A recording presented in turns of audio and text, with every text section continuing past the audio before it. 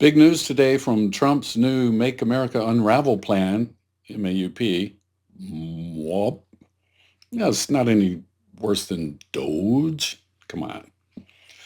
This week, employees across the U.S. Department of Health and Human Services started getting pink slips, part of a government-wide plan that will see up to 20,000 health workers fired. That includes researchers, scientists, doctors, support staff, and senior leaders. These are people who cannot easily be replaced. And should we ever decide to change our minds, we can't just get them back. If some health disaster comes over the next few years and we realize it's because we got rid of all these people, we're not going to be able to just hire them back and rebuild the system overnight.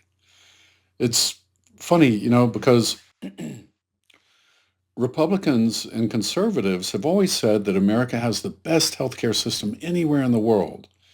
And it sure beats socialized medicine, they'd say. But for some inexplicable reason, they're now cheering on the drive to fire as many people from the healthcare system as possible. They're cheering the literal they're cheering the literal destruction of it. If you thought it was the best, then why do you want to destroy it? Why do you want to fire all the people who make it up? I think I know why, though. It's because they've been led to believe by many people on the right that these healthcare people in the government are trying to kill us, even though the death rate isn't skyrocketing. I mean, if they were trying to kill us, surely millions more people would die than normal, but we haven't seen that happen ever. They said millions were going to drop dead from the COVID vaccine after a few years, and here we are a few years later, and several billion people have had the vaccine, many more than once. And, I haven't seen any large numbers of people dropping dead from it. And those are all just practical, real world arguments. But I also have a Christian argument that Christians shouldn't be supporting these firings. And the reason is these firings are unjust and defamatory to the people being fired, to most of them. And they have nothing to do with the firings have nothing to do with waste, fraud, or abuse. Because if you're really targeting waste, fraud, and abuse, you would go into each agency and find out who's committing the waste, fraud, and abuse, and you fire them or you arrest them and put them on trial. But I haven't seen a single person in all of this action that Doge has taken. I haven't seen a single person arrested for fraud or abuse. And what do they mean by abuse anyway? But isn't that interesting? And shouldn't that tell you something? The fact that all this has been done when the administration has only been in office for just barely 2 months tells you right there hasn't been enough time to do it properly. There's not been enough time to do any kind of investigation. They're just firing people. They don't know who they're firing even. Anyway, there are at least two biblical principles I believe these firings are violating. And it's the reason I don't believe Christians should support the firings in their current form. The two principles are justice and the reason for the existence of government in the first place. We'll talk about that in a minute.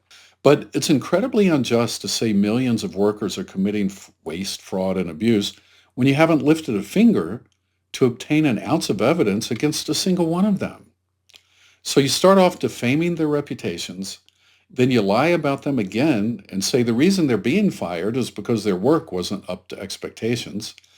Then you fire them without even a single day's notice. You don't give them any severance pay, and you destroy their reputations at the same time. That goes against all principles of biblical justice. And don't call me woke. I'm not talking about social justice. I'm talking about biblical justice. The Bible is all about treating people justly and with fairness and also with kindness. So anytime you see a movement like this, treating people so cruelly, that's something that Christians should never support. This is a movement based in sin. And for people who identify as Christians to embrace it and defend it and push for it, that's just wrong.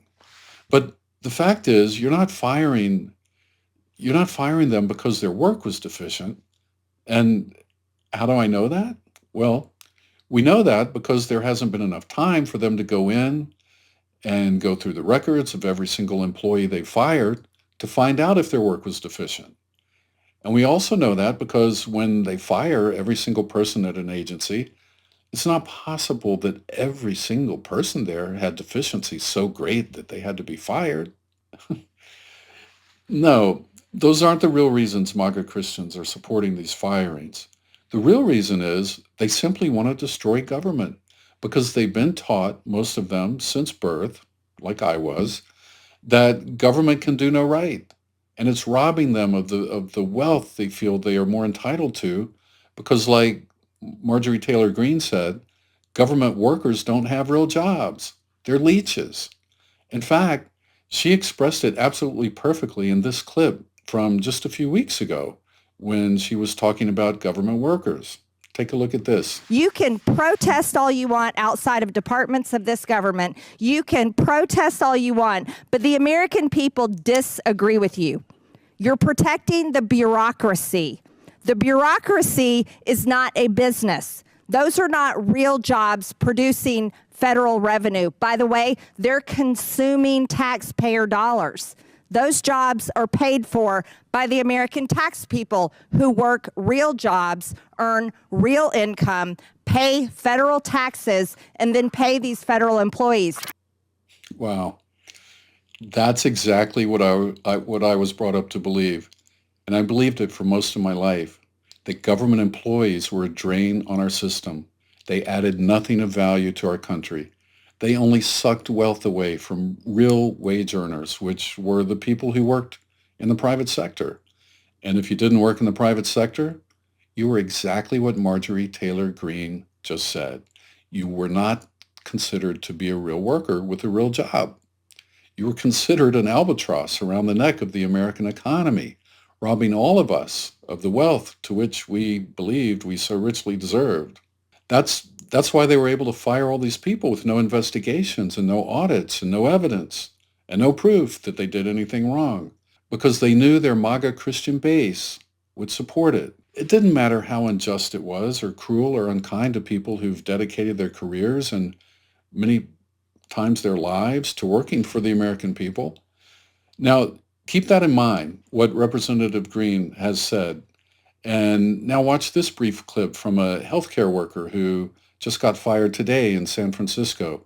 And tell me if you think she is an albatross around the neck of the American economy, and if you think she's committing waste, fraud, and abuse. These are the services that serve the taxpayer, and they are gone. The people who administer these programs are gone. So I don't think the regular taxpayer understands how government works and how these services actually serve them until they don't get their Social Security payment, they don't get their SNAP, they don't get their welfare check. No, I'm sorry. That woman has all the hallmarks of someone who genuinely cares about her job and the people she works for. And that's the kind of people we're firing and defaming. But as a lifelong conservative, I used to feel the same way. I used to believe the less we had of government, the better. And if somebody came along with an axe and wanted to fire 90% of the people who worked in government, I would have been very happy with that. But as a Christian, I've come to realize that government isn't an evil or ungodly concept. In fact, the Bible teaches that government was actually ordained and instituted by God, which makes it a God-ordained institution. Romans 13:1 says all authority comes from God, and that those in positions of authority have been placed there by God. Then down in verse 4 it says, the authorities are God's servants sent for your good. So God ordained government to work for our good and to protect us from evil.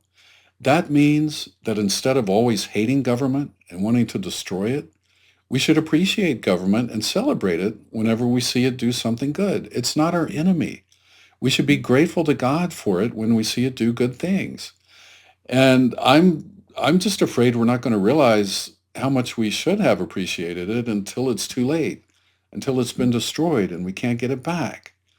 And by the way, I'm not just talking about the firings as the way we're destroying the government right now, but there are all the things going on in the legal realm that this administration is doing, where the administration is pulling all these legal maneuvers that are going to end up destroying our government if they're not stopped.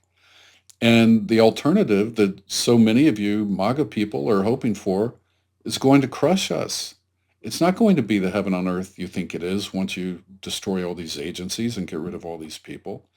And I believe it's sinful for us to constantly criticize government, even when it does good, and to never admit when it does something good. And that's what a lot of you do. You criticize it no matter what. They do something good, you'll twist it into something bad. But we should show proper respect and honor for the good people who work in government, who don't steal from us and who don't commit fraud and don't abuse the system. And we have to be open to the fact that there are many people like that in our government. And we can't just go out and treat them unjustly because we don't like government. If we want to shrink government, that's fine, but do it in a sane, methodical way. Don't do it in this reckless way. God's not a God of recklessness. And I would submit to you that government does a lot of good when it comes to caring for our health. They in fact do things that no other institution could do. For instance, let's say you have a greedy food manufacturer. I know, who would ever imagine a food manufacturer might be consumed with greed? Well, I think we all know that can happen.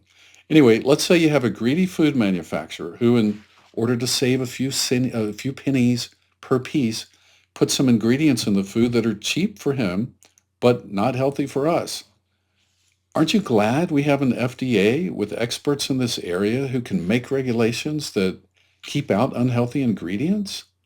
Now, I know a lot of you are laughing at me right now going, oh, ha ha, he thinks he's so naive. He thinks they keep out unhealthy ingredients. Look at all the unhealthy ingredients in food. Yeah, I know that. But I'm talking about ingredients that would literally kill us. Anyway, I believe a lot of Christians in this country have had a great lack of appreciation for how good we've had things for a long time. And I believe these mass firings are going to lead to consequences down the road that we're really going to regret. And the sad thing is, by the time we regret it, it's going to be too late to do anything about it. It's going to be done. It'll be over at that point. The bottom line is, if you're a big MAGA supporter who identifies as a Christian, what are you going to put first? Your desire to purge government of deep state operatives without doing any investigation to prove who you're firing is actually a deep state operative? Or your allegiance to Christ, which in this case would manifest itself in a desire for justice, not only for the American people to not be abused by government, but also that any workers who are fired would only be fired if they truly deserve it. And that means this whole process taking a lot longer because actual investigations would have to be done to ensure you're firing only the people who deserve it. So which is it going to be, the way of Christ or the way of the world? I really hope you'll think about it, that if you're leaning towards the way of how it's being done now, I really hope you'll think, how does treating people that way, many of whom are completely innocent of any wrongdoing, probably most of whom, how is that in keeping with biblical standards of justice? And if you're willing to forsake those standards, but you identify as a Christian, ask yourself why. Why are you willing to compromise biblical teachings for political expediency? All right. That's it for me. I appreciate you watching. If you like what you heard, then like, and if you'd like to hear more, subscribe.